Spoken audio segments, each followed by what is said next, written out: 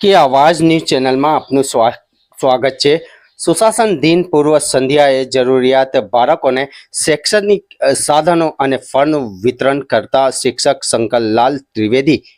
વડોદરા શહેરના આજીવન શિક્ષક શંકરલાલ ત્રિવેદીએ ભારત રત્ન અને પૂર્વ પ્રધાનમંત્રી શ્રી અટલજીનો આવતીકાલે જન્મદિન હોવાથી સમગ્ર ભારત સુશાસન દિન તરીકે ઉજવે છે। તેના ઉપલક્ષ્યમાં તુલસીરામ રોડ પર આશાદીપ સંસ્થા દ્વારા બનાવતા જરૂરિયાતમંદ બાળકોને નોટબુક, પેન્સિલ, રબર અને ફળનું વિતરણ કરવામાં આવ્યું હતું। રિપોર્ટ રૂઝે બરબ।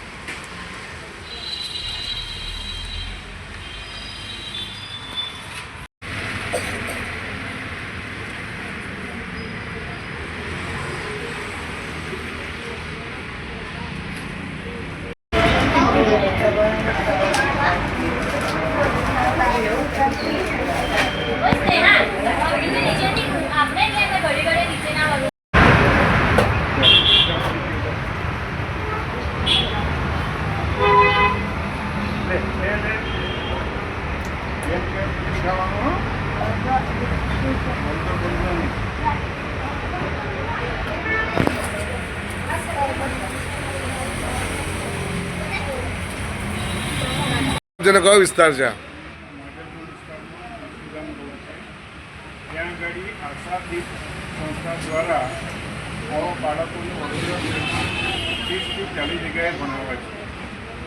મારું સૌભાગ્ય છે કે અહીંયા લાલબાગ બ્રિજ નીચે આવા આશાદીપના બાળકો સંસ્થા ભણાવે છે। હું વર્ષમાં 2 વાર એમને નોટબુક, પેન, પેન્સિલ, રબર અને ફ્રૂટ્સ પણ આપવા જોઉં છું।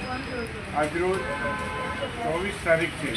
અટલ બિહારી વાજપેયીનો જન્મદિવસ આવતીકાલે છે। અટલ બિહારી વાજપેયી આપણા ભારતના લોકલાડીલા વડાપ્રધાન થઈ ગયા। અત્યારે આપણા વડાપ્રધાન કોણ છે ભાઈ? અત્યારે કોણ છે? નરેન્દ્ર મોદી। તો નરેન્દ્ર મોદીના ગુરુ 2004માં 4 સુધી હતા। એટલે એમનો જન્મદિવસ સુશાસન દિવસ તરીકે ઉજવાય છે સમગ્ર ભારતમાં। આવતીકાલે નાતાલ દિવસ એમનો જન્મદિવસ છે। તો આવતીકાલે તો મારા ભૂલકાઓની રજા, એટલે મેં વિચાર્યું કે આજે એડવાન્સમાં 1 દિવસ બાળકોને મળું। બેનની પરવાનગી લીધી હતી અને હું આજે એમને શૈક્ષણિક સાધનો સાથે સાથે ફ્રૂટ્સ આપવા આવ્યો છું। મને કહેતા આનંદ થાય છે કે આ 2 જગ્યાએ એ ઉપરાંત માજલપુરમાં પોલીસ સ્ટેશનમાં પાઠશાળા ચાલે છે। તેમાં પણ 30થી 35 બાળકો આવા રોજીરોટી જેના જે બાળકો વાલીઓ છે અથવા જે દૈનિક કામકાજ કરે છે એવાના બાળકોને પણ ત્યાં એક સંસ્થા ભણાવે છે। કેટલા વર્ષથી પ્રોગ્રામ કરો છો તમે? હું આ છેલ્લા 4 દાયકાથી પ્રોગ્રામ કરું છું। પ્રયત્નમાં તો ત્યારથી બાળકોને ચોપડીઓ નોટો આપતો હતો। પછી કોર્પોરેટર સરકાર ખુશ ફીમાં આપવા માંડી બધા નગરોમાં, અને નિવૃત્ત થયા પછી દર મહિને મારા પેન્શનમાંથી 10% બાળકોને નોટબુક, પેન્સિલ આપવાનો ઉપયોગ કરું છું।